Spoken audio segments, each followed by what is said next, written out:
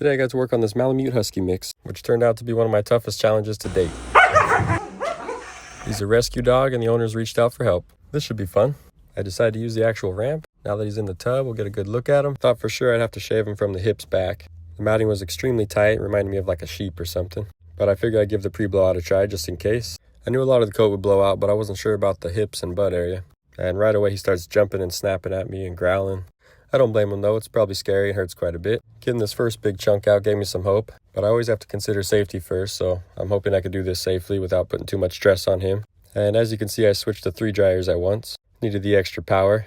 And much to my surprise, that actually helped a lot. You can see all that matting working its way down towards the butt. We were able to get under it enough and loosen it up. Also got a lot of help from this dematador. Once it got to the very end, I used that to help loosen up that last part of it. I also have to pull the hair very slowly with the dryer, which obviously is going to cause some discomfort, but there's really no way around it. You just try to keep it to the minimal. You can see the size of this one. Normally those don't come off that big unless you're shaving it. Quick little water break. Then I realized pretty quickly on the belly it's going to have to be shaved. Start that process in the bath, but it's too much, so we switch to the table. Now you can see how tight that matting is behind the front legs. And here's the back leg we haven't blown out yet. Shave that off the front leg first, then you give you guys a close-up. I'll try extremely hard to pull that apart, and you can see it's not even budging. Now the other leg, I have to be really careful when I'm using blades. I have to be ready to stop right when he jumps or snaps at me or moves a lot. We'll shave pretty much his whole underside from his lower chest all the way to the butt, unfortunately having to shave his tail. Now back in the tub for the pre-blowout on the left side. Normally I do this all at once, but I had to get some of that shaving done first.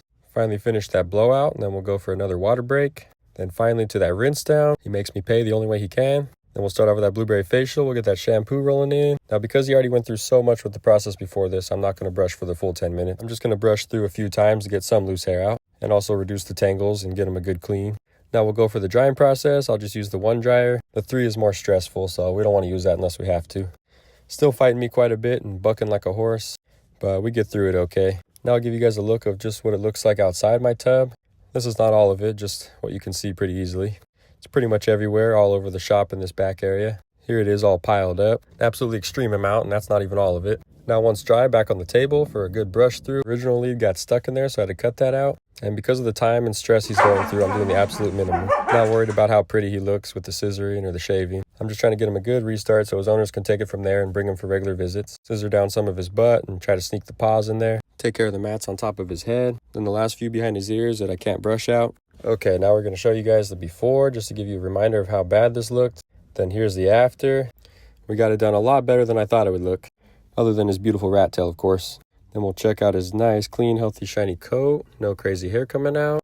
A little bit more on this side. And he's all ready to go home.